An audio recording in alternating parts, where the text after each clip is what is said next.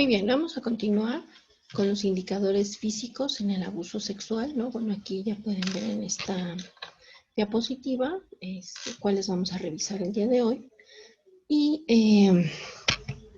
bueno, recapitulando un poquito los tipos de abuso que ya los vimos en los temas anteriores, pero bueno, les dejo esta tablita, este cuadrito para que ustedes los tengan como más a la mano y puedan ir identificando cuáles son los tipos de abuso más comunes, así como la clasificación. Esta clasificación que también ya la compartimos, la vimos, entonces es importante igual, ¿no? A lo mejor un poco sintetizar los temas o en este caso esta clasificación también para que pues les sea más fácil tener a la mano la información. Y vamos a comenzar con las fases del abuso. La primera fase es la de atracción o seducción, donde, bueno, pues el abusador comienza a manipular la dependencia del menor o la confianza. O sea, prepara el momento, el lugar, ¿no? En esta etapa, pues se incita a la participación del niño o el adolescente por medio de regalos o juegos, ¿no? Porque, bueno, también hay que tener en cuenta y recordarán que mencionamos que bueno, el abuso sexual no es así mayoritariamente, porque en unos casos sí lo es, agresivo o violento, ¿no? Se va dando una serie de situaciones que llevan al abuso. Ya en la fase de interacción sexual abusiva, pues aquí este proceso ya gradual y progresivo, ¿no? Donde se incluyen estos comportamientos de exhibicionismo, de tocamientos, de intenciones eróticas, caricias con intenciones eróticas, masturbación, ya sea hacia el menor o del menor hacia el abusador. Entonces aquí, en esta fase, sí ya podemos hablar totalmente de un abuso sexual infantil. A esta fase de instauración del secreto, bueno, pues es la fase donde ya el niño está siendo amenazado, está siendo más manipulado y entonces el abusador va a imponer el silencio en él, ¿no? Y bueno, evidentemente pues al niño no le queda más remedio que adaptarse ante esta situación, ¿no? A pesar de sus sentimientos, de la culpa, de las emociones, etcétera, por miedo a las amenazas, pues se instaura o se da esta fase de instauración del secreto. En la divulgación, bueno, esta fase puede o no llegar, ¿no? Porque lamentablemente muchos abusos se quedan así, por muchas cuestiones sociales o legales se quedan en silencio. Sobre todo, bueno, evidentemente cuando el abuso es intrafamiliar, ¿no? Pues implica una fractura en este sistema, en esta vinculación o dinámica de la familia y bueno, pues se pierde el equilibrio. Es por eso que, pues muchas veces, ¿no? Cuando el abuso se da del papá o del hermano mayor a menores, bueno, pues hasta se llega a justificar, ¿no? El abuso. Hablamos de algunas situaciones, ¿no? En comunidades de México, de Latinoamérica, donde incluso está permitido, ¿no? Que el papá o el abuelo sea quien inicie en la vida sexual a la menor, ¿no? Entonces, pero son usos y costumbres, ¿no? Pero hablando de manera más general, bueno, pues no se permite este choque emocional, este quiebre, esta fractura de la familia y bueno, pues generalmente los niños quedan abandonados ante esta situación, siguiendo a lo mejor siendo abusados crónicamente, ¿no? Entonces, bueno, pues sí, es una etapa donde se genera mucho dolor, ¿no? En el menor y en el adolescente que dentro de esta reestructura cognitiva, dentro de esta dinámica de relato, ¿no? Pues se genera el dolor de haber sido abusado, ¿no? Desde menor o a lo mejor ya en esta etapa más adolescente, que bueno, siguen siendo menores, pero ya implican su desarrollo sexual, ¿no? Como les digo, muchos, a veces también con los hombres, ¿no? Pasa esto de que tienen 15 años y el papá, no, pues lo tenemos que iniciar y lo llevan a lo mejor con alguien que se dedique a la prostitución, etcétera, y bueno, pues al final es parte del abuso sexual, ¿no? La retracción o la represión pues se da generalmente después de la divulgación, ¿no? Como les decía, en el caso de que el incesto, la familia busca este reequilibrio por mantener lo sucedido, ¿no? Como justificar el abuso, el hecho, ¿no? Bueno, pues fue tu hermano y no fue por ahí. Una vez escuchaba eso, ¿no? De una mamá, bueno, pues fue el hermano y no fue alguien de la calle, ¿no? Quien abusó de la menor, etcétera. Van justificando todos estos hechos que lamentablemente, bueno, pues generan mucha controversia también. Este video es importante que lo veamos, ¿por qué? Porque nos van dando unas fases, ¿no? Del abuso en la familia, ¿no? Del papá hacia la menor. Elefante sobre una telaraña, está muy bueno. Les pongo ahí la captura de pantalla para que lo reconozcan. Entonces, bueno, pues véanlo. Y nos vamos de lleno a los indicadores. Los indicadores específicos, pues bueno, tenemos entendido que los indicadores físicos, ¿no? Son los más específicos en el caso de, y pueden ser detectados hasta por el médico, el pediatra en una consulta de rutina, como dice aquí, o en una consulta por alguna situación externa, bueno, pues él se puede dar cuenta de estos indicadores físicos de sospecha, ¿no? Donde puede encontrar a lo mejor secreciones vaginales o en el pene, golpes o moretones cerca de los genitales o en los genitales, ¿no? Etcétera. Y bueno, y no nada más con abuso sexual, sino puede encontrar algunas situaciones como quemaduras, etcétera, que le estén dando pausa a un maltrato. La propia revelación de los hechos por parte del menor, ¿no? Y pues conocimientos o comportamientos sexualizados que suelen estar asociados a experiencias de violencia sexual infantil, porque recuerden que los menores no hablan o los niños no hablan de lo que no conocen, ¿no? Entonces puede ser que estén teniendo información inadecuada, hayan visto, etcétera. Entonces, bueno, o lamentablemente estén siendo víctimas de violencia sexual. Entonces, son estos indicadores específicos, ¿no? Donde evidentemente, pues este tipo de violencia apunta a una probabilidad muy alta de que el menor esté siendo víctima de abuso sexual, de maltrato infantil. Aquí en este recuadro, bueno, pues ya les pongo más específico las manifestaciones físicas, ¿no? Como pueden ver, pues ropa interior rota manchada con sangre, infecciones urinarias, olor extraño en el área genital, enfermedad inflamatoria pélvica, secreción en pene o vagina, hinchazón, dolor o lesiones, sangrados en las áreas genitales o anales, embarazo infantil adolescente, dificultad para andar o sentarse, enuresis, encopresis, ¿no?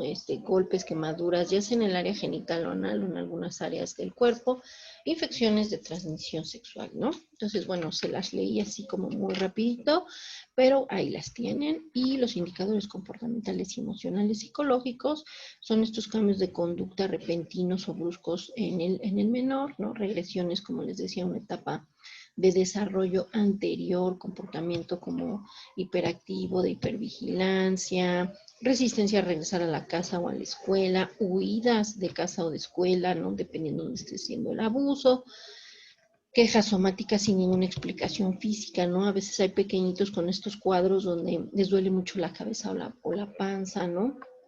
Entonces, bueno, pues son foquitos rojos que nos van dando este tipo de indicadores, las autolesiones, temores nocturnos, pesadillas, relaciones deficientes con los compañeros, ¿no? Por ahí les comentaba, no les gusta el contacto físico con los otros, excesivo interés en temas sexuales, ¿no? Y conocimientos y conductas inadecuados sobre la sexualidad. Dentro de los indicadores de la esfera sexual, bueno, como les comentaba, conocimientos sexuales inapropiados para su edad. Les repito, los niños generalmente no hablan de lo que no conocen, de lo que no han visto. Entonces, nos puede dar un indicador ahí. Hay que, obviamente, analizar y evaluar, etcétera, pero bueno. Conductas sexualizadas en edades tempranas, ¿no? Han visto estos juegos en los pequeños donde no se quedan ¿cómo les diría? Bueno, a lo mejor que juegan a la casita y esto, pero hemos visto niños que recuestan a la hermanita, al hermanito, al primo, etcétera, en un sillón, en el piso, y ellos empiezan a restregarse sus genitales en ellos, ¿no? Entonces podríamos estar hablando de una conducta sexualizada y habría que evaluar el por qué. En adolescentes, pues erotización en las relaciones con los demás, promiscuidad, excesiva inhibición sexual. Y aquí les pongo como notita esto, ¿no? De que en caso de que ustedes tengan a la mano o contarle o compartirle esto a los papás o a los profesores, ¿no? Que en caso de presentar ropa interior o exterior sucia, rota o con sangre, debe de acudir inmediatamente al médico y conservar las prendas en dicho estado. ¿Cuáles son los indicadores de baja capacidad? Estos son reacciones ante diversas situaciones de estrés y bueno, pues suelen poner en manifiesto los menores para defenderse y adaptarse a estas experiencias de trauma.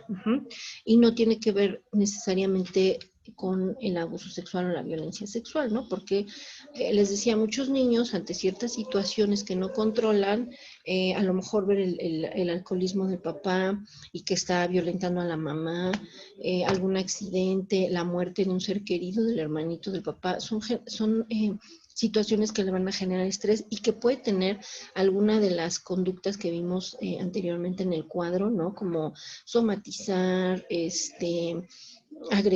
ponerse agresivos, irritables, tener estas conductas regresivas del control de esfínter, etcétera, ¿no? Entonces, bueno, por eso vamos a hacer una evaluación. Evidentemente los indicadores de alta probabilidad, bueno, pues aquí los tienen, ¿no? Cuando el niño realiza juegos con una carga de actividad sexual que no corresponden a su edad, como les decía, estos niños que se restriegan junto al otro de manera erótica, ¿no? Cuando representan exagerada curiosidad por situaciones relacionadas a la sexualidad, temor de estar solo o acompañado de cierta persona, ¿no? Cambios en la conducta y en los aprendizajes repentinos de la sexualidad, cuando presenta una conducta de aislamiento y cuando se masturba de manera excesiva, mostrando placer ante los demás. Entonces, todas estas conductas ya son de alta probabilidad. Aquí tuvimos el caso de una pequeñita que, bueno, estaba siendo abusada por uno de los primos. El papá se dio cuenta porque decía que la niña de repente se restregaba con el brazo de un sillón que quedaba como a su altura, una pequeñita de 6 años. Pero lo que le llamaba la atención es que cuando se restregaba ella, de repente dejaba de hacerlo, suspiraba, ¿no? Así, tomaba aire y luego se relajaba. Entonces ella decía, a el papá le llamaba mucho la atención como esta parte de lo que estaba sucediendo. Y bueno, pues ya en evaluación, en entrevista y esto, pues se determinó esta situación. Por eso ya les había comentado que tienen que darse por ahí una vuelta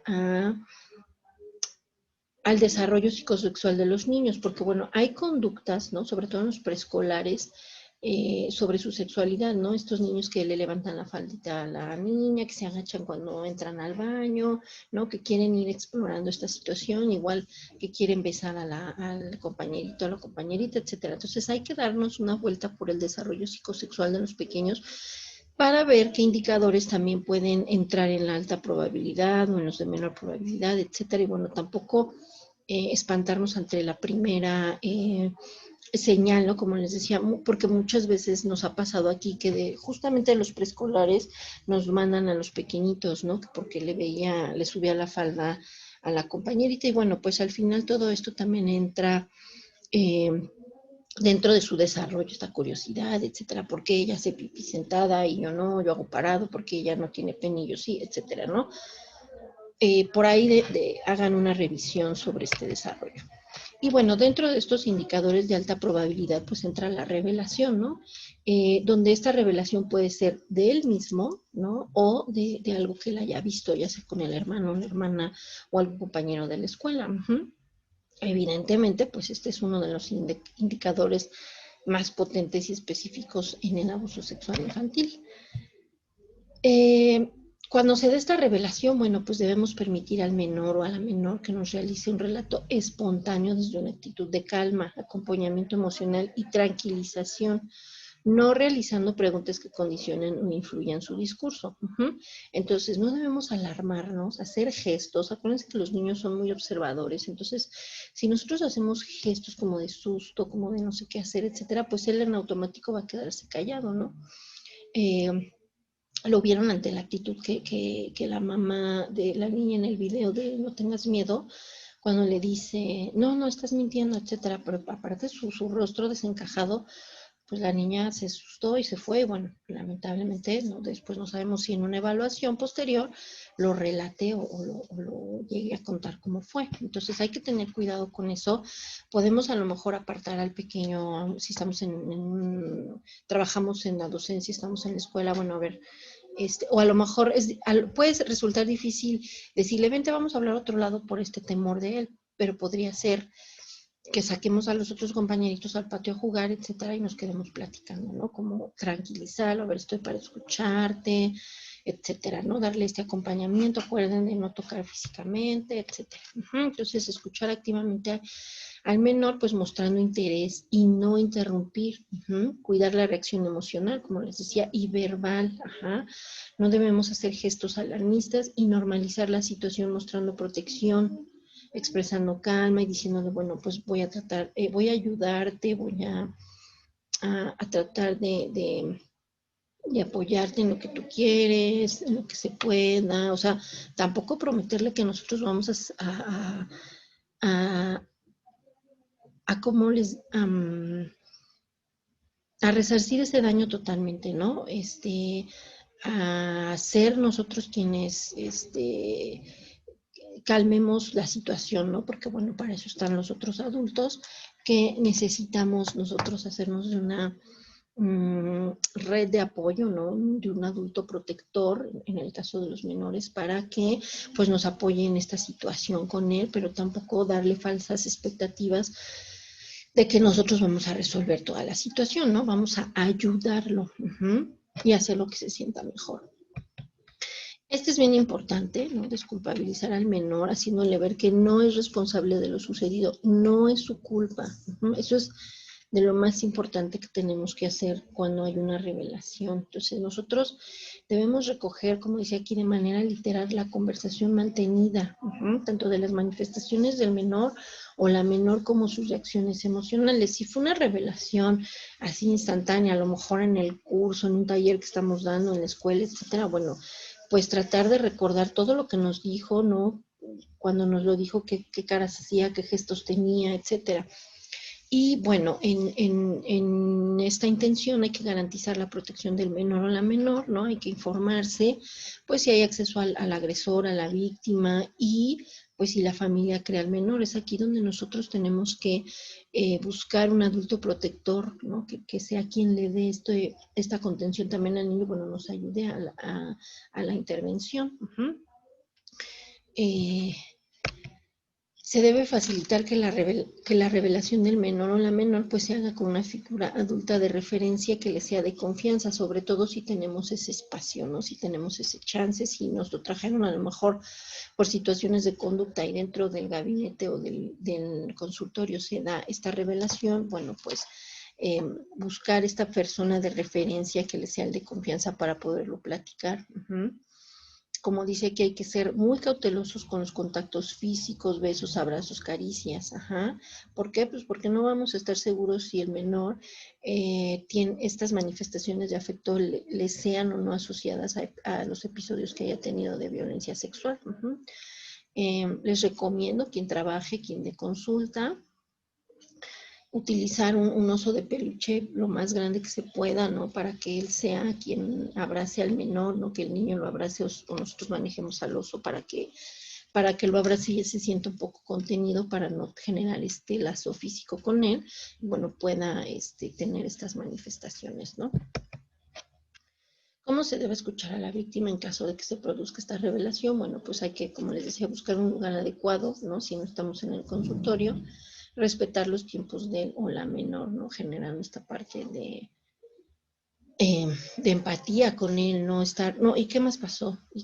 A ver, cuéntame más, ¿no? O sea, él va a tener momentos en los que a lo mejor te cuente de otra cosa, ¿no? Y luego podemos regresar al tema. Crear un contexto de ayuda, protección y escucha activa, evitar interrupciones durante la revelación, solo estamos para escuchar, evitar la presencia de otros menores o de otros niños, ¿no? Si les digo, si estamos a lo mejor en el salón de clases, recoger posteriormente las palabras literales del menor, ojalá pudiéramos tener, si nos los traen por X situación, tener este consentimiento informado, donde, bueno, pues se puede grabar, ¿no? La conversación y puede salir ahí la revelación y tenemos nosotros estas palabras, ¿no? Es para hacer nuestro análisis y vertirlo en un documento que se aportará pues después para la derivación ya en un programa, a lo mejor si no lo vamos a atender nosotros, ¿no? Que se canalice con un especialista o para la denuncia en su caso, pero bueno, eso ya lo verán en la parte legal. ¿Cuáles son las dificultades que nos encontramos ante la detección? Bueno, pues Save the Children nos dice que las barreras en nuestra sociedad, ¿no? Sobre todo aquí en Latinoamérica, pues que contribuyen a que el fenómeno siga oculto y esto dificulta la detección, ¿no? Muchos papás o mamás como les diré, encontrado que uno de los hijos o todos, o bueno, alguien en particular está siendo abusado y hace callar al niño, ¿no? Le dice, bueno, estas cosas no se cuentan, estas cosas no se dicen, etcétera. Entonces, los miedos, como dice aquí, de la sociedad ante este tema que genera actitudes defensivas y de rechazo y ocultamiento, ¿sí? Pasa también mucho que la imposibilidad de comprender que algo así suceda, ¿no? Pues conllevan a un aislamiento aún mayor a estas víctimas de abuso sexual, que bueno, se les deja muy a menudo solos ante este problema. Por eso les decía yo en un inicio que aquí trabajamos con este programa de prevención del suicidio, prevención del abuso sexual. ¿Por qué?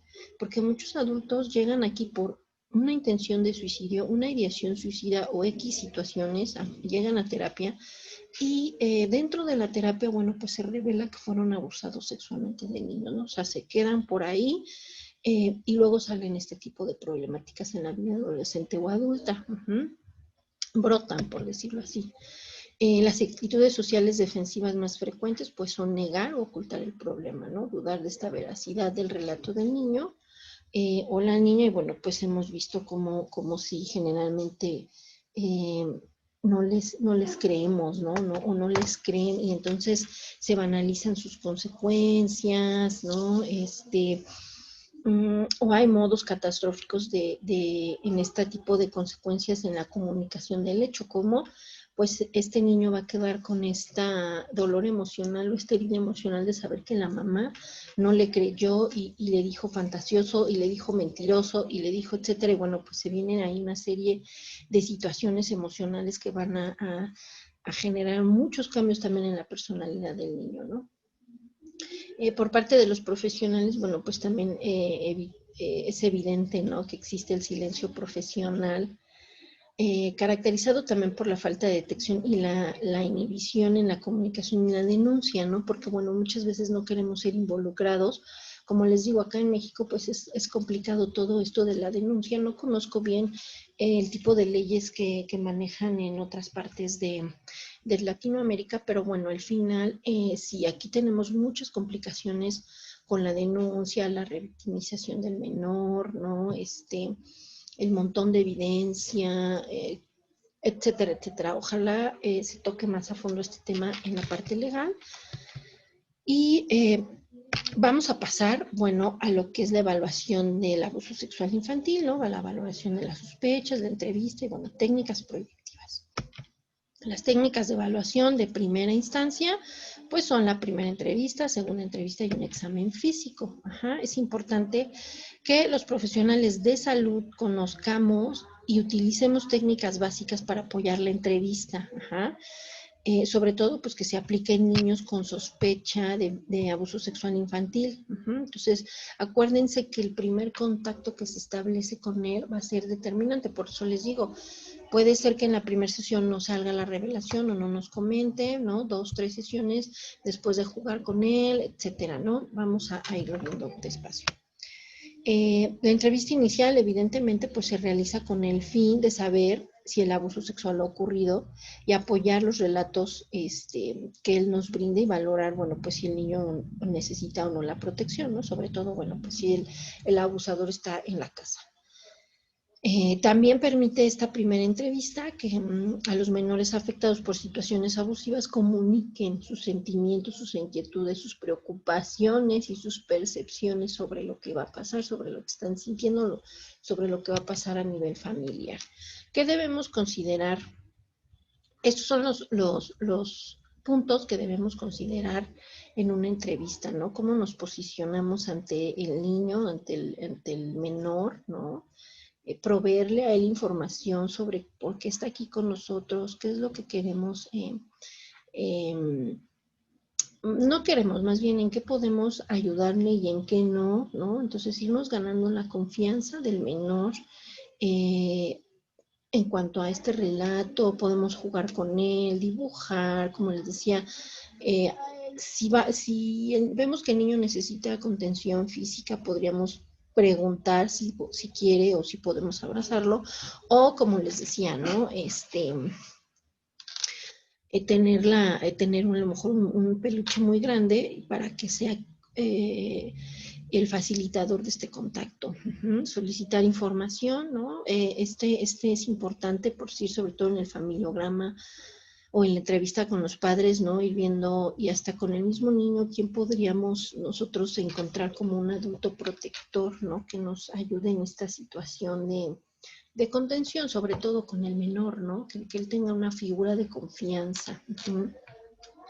Determinar aspectos claves sobre el contexto en que ocurrió el evento abusivo. Entonces, ir viendo, nosotros analizando, como les decía, por eso recogemos la información, la analizamos después, ¿no? Si tenemos esta parte de grabar un audio, ir analizando cómo fue el contexto, las fases, ¿no? Etcétera, etcétera, pues para ir determinando estos aspectos que, bueno, luego también van a servirnos o les van a servir si se realiza una denuncia.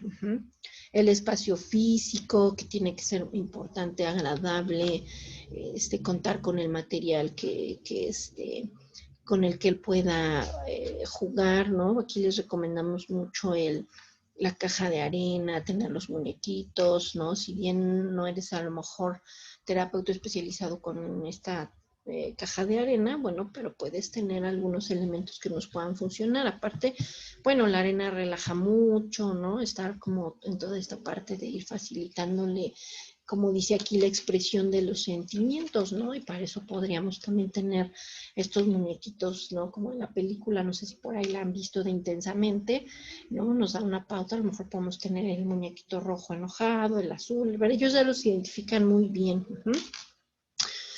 Puede ser una tarea para los que no han visto la película, verla, y en este caso del niño, si no la ha visto, pues también se la pueden para que él vaya identificando y expresando todos estos sentimientos en nuestra entrevista.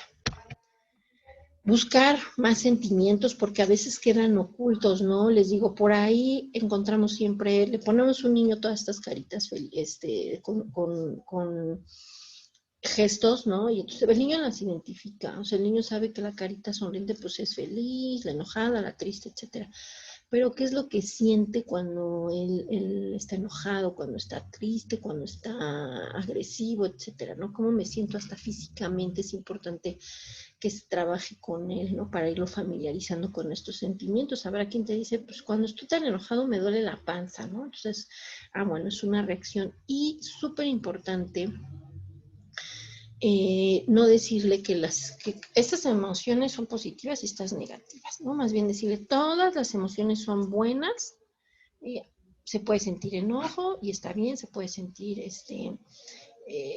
felicidad y está bien, puede sentir miedo y está bien, o sea, irle explicando toda esta parte también para que él se familiarice y no sienta que solamente nos tiene que decir que está alegre o contento, ¿no? ¿Por qué? Porque ya les dije, en una de las partes es importante quitarle esta culpa, desculpabilizarlo, ¿sabes? O sea, irle diciendo que no está, no fue culpa de él, etcétera. Esperar también es importante, no esperemos que en la primera sesión se nos revele todo, ¿no?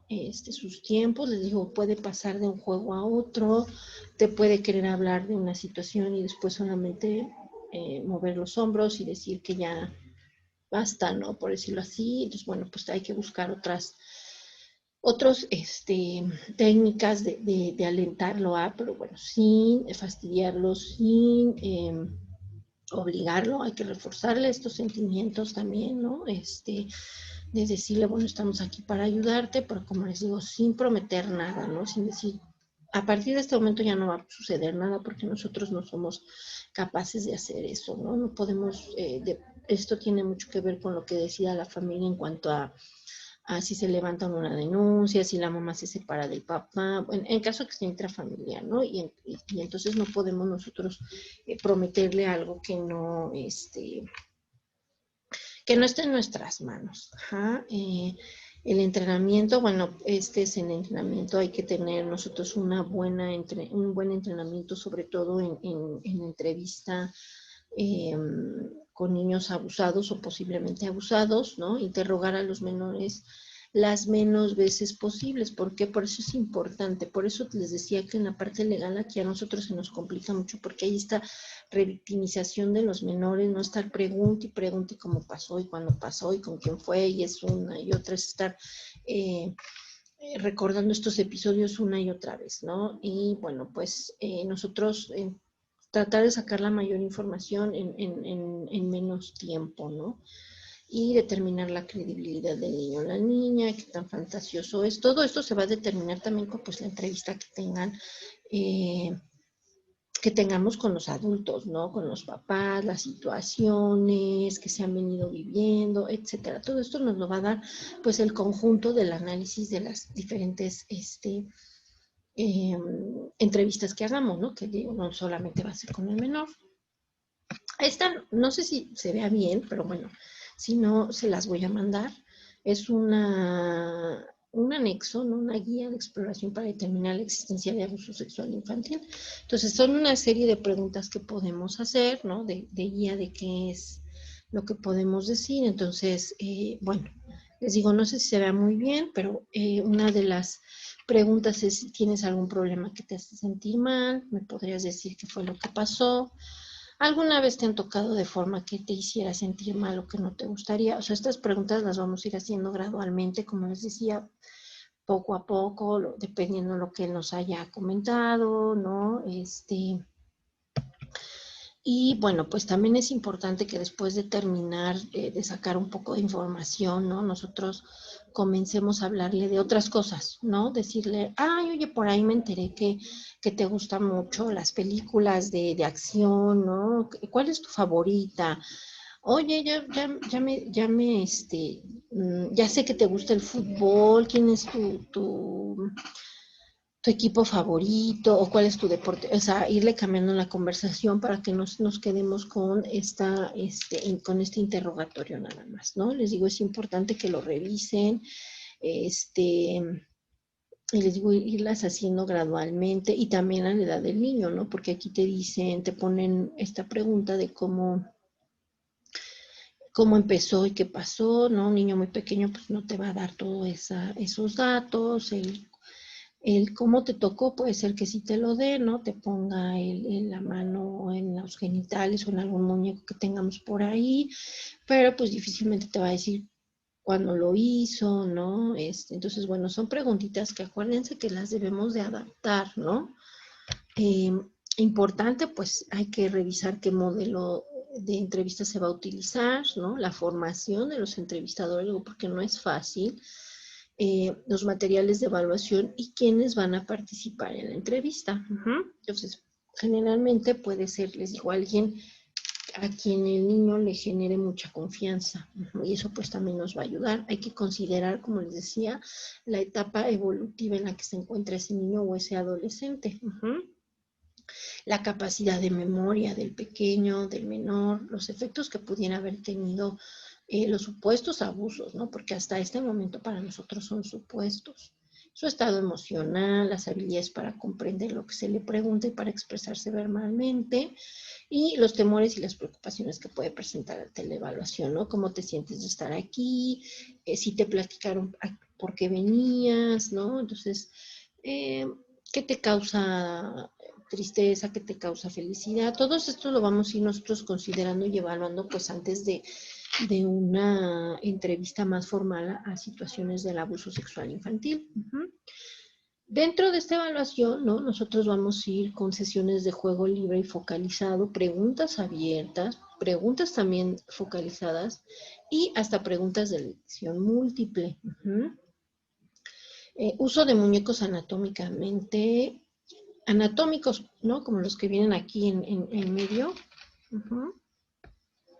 Y uso de dibujos, ¿no? Entonces, digo, no nada más va a ser la entrevista, tenemos que ir viendo algunos indicadores en el juego, etcétera. Entonces, aquí en estas láminas les pongo, bueno, si es dibujo libre, la indicación es dibuja lo que tú quieras. Y vamos a ir viendo estos indicadores, ¿no?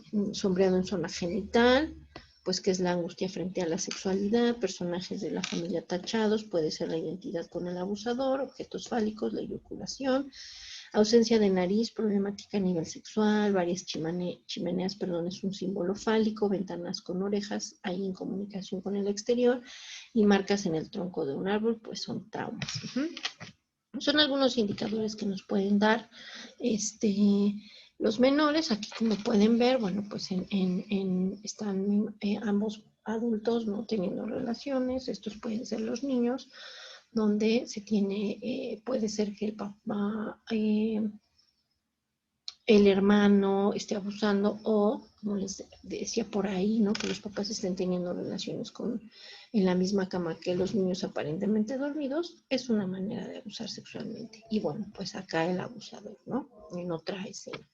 Entonces, bueno, sí nos da indicadores, ¿no?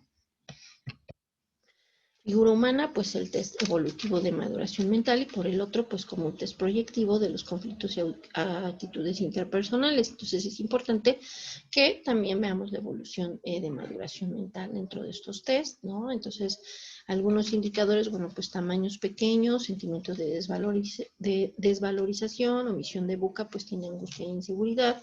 Figura desnuda con genitales expuestos, pues angustia por el cuerpo, alguna patología, omisión de dedos, dificultad en relaciones interpersonales. Nube, lluvia o pájaros, pues sentimientos de amenaza por el mundo adulto. Y bueno, aquí vemos más específico. Por ahí les comentaba de un caso en Argentina, muy sonado. Ya quitaron los videos de YouTube, ya no los he encontrado. Por ahí creo que había una entrevista todavía con la mamá, ¿no? De que la mamá descubrió por medio de unos dibujos que se le hicieron un poco raros, pero la mamá la verdad es que en una congruencia y una situación emocional madura logró determinar, porque bueno, la niña se escondía al ver los dibujos, etcétera. Híjole, lamentablemente ya no está ese video por ahí, pero bueno, ella decía que esta eyaculación era la medicina que el papá le daba, ¿no? Entonces, es muy sonado también este tipo de situaciones. Podemos utilizar persona bajo la lluvia, ¿no? Lluvias sectorizadas, situaciones de mucha presión, ausencia de pies, pues falta de ilusión, desaliento, ausencia de paraguas, falta de defensas, charcos, pues enuresis, ¿no? Entonces, bueno, estos son dibujos de niños más grandes, pero es para que se vayan dando un ejemplo de lo que estamos hablando. En el HTP, que también lo podemos utilizar, persona, casa, árbol, persona, ¿no? Puertas cerradas con candados, la necesidad de defensa, huellas y marcas en tronco, pues traumas tempranos, omisión de manos y pies, imposibilidad de avanzar, desarrollarse y dimensiones pequeñas de vulnerabilidad. Ya sabemos que nos dan mucho más indicadores, pero les ponemos como los que más frecuentemente hemos encontrado en evaluación con este tipo de test proyectivos, ¿no? Entonces, sí, bueno, quienes sean expertos ya en este tipo de pruebas, quienes las hayan ya utilizado, bueno, pues pueden ver que hay toda una serie de indicadores más amplios, ¿no? Aquí les ponemos, como les digo, como los que más encontramos. Este es el test, ¿no? Entonces, mantener la calma y el control de las emociones es algo muy importante en la evaluación, ¿no? No expresar desaprobación por el supuesto abusador, ¿no? Ya que el niño o el adolescente quiera que se le proteja a pesar de haber sido victimizado, ¿no? Porque al final es el papá o es el hermano o es alguien muy querido para él. Tratar al menor con dignidad y respeto, ¿no? Sobre todo en los mayores, cuando dice, pues es que no hiciste nada por detenerlo, etcétera, pues eso no nos corresponde, no le corresponde a nadie decirlo, ¿no? Escucharle con atención, perdón, sin rellenar los silencios que haga cuando él se quede callado, nosotros nos quedamos callados, en algún momento podemos decirle quiere seguir, etcétera. Permitir que sienta y comente cualquier tipo de emoción sin hacer suposiciones que puedan o no ser exactas. No obligarle nunca a que muestre sus lastimaduras, como dice aquí, en físicas, ¿no? Si tiene algunos moretones o quemaduras, etcétera, pues no vamos a obligar a que lo muestre. Y bueno, pues que comente sus sentimientos tampoco lo vamos a obligar. Dentro de la evaluación, pues hay que evitar usar estas palabras que pueden alterarle o ponerle nervioso, ¿no? Entonces, no decirle que como tal el abusador o quien te abusó, ¿no? Ese tipo de frases o de connotaciones no se las vamos a decir, ofrecerle apoyo, ¿no? No hacer suposiciones sobre quién puede ser la persona responsable de la agresión. Él mismo nos irá dando la pauta, pero nosotros no vamos a decir, ah, bueno, pues creo que fue tu papá, ¿no? O creo que es tu hermano, etcétera. Contestar las preguntas del niño o el adolescente, pues que nos llegan a hacer también con nosotros con la mayor sinceridad posible y no hacer promesas que no podamos cumplir. Solo las que podamos cumplir.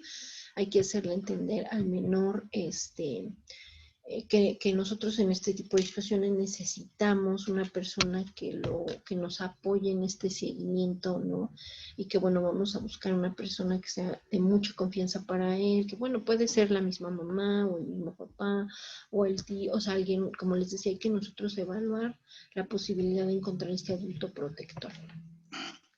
Estas, pues, evidentemente son las cosas que no debemos preguntar, ¿no? ¿Qué sentiste? ¿Te gustaba lo que te hacía? ¿Por qué no buscaste ayuda?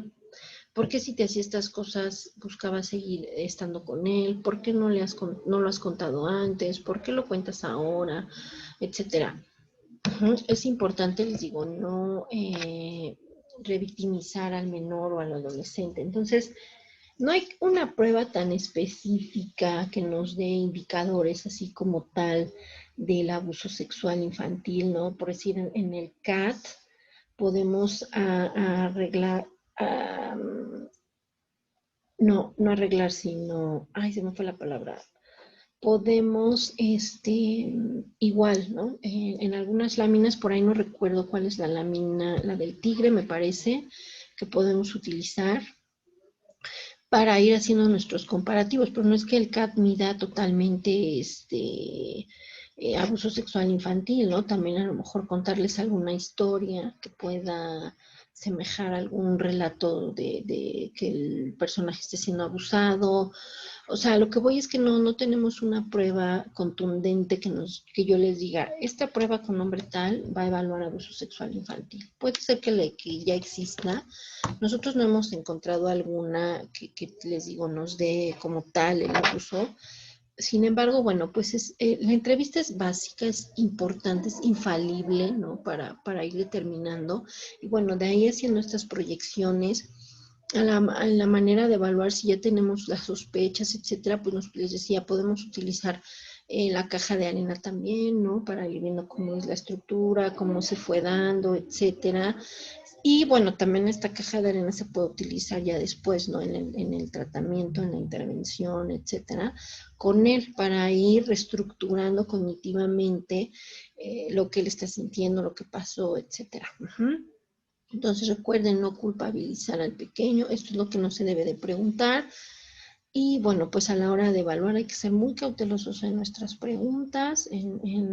No necesitamos tampoco una serie de pruebas, ¿no? Que nos den, como les decía, intensamente el factor o el reactor o el indicador de abuso sexual infantil, ¿no? Podemos utilizar muchas pruebas y irlas habilitando a la edad del niño con ciertos indicadores, y si vemos nosotros algún indicador que nos dé sospecha dentro de esas pruebas, bueno, pues tratar de aplicar a lo mejor una más, ¿no? O regresarnos una entrevista, etcétera. Entonces, hasta aquí nos quedamos con el tema de la evaluación. Muchas gracias. Hasta pronto.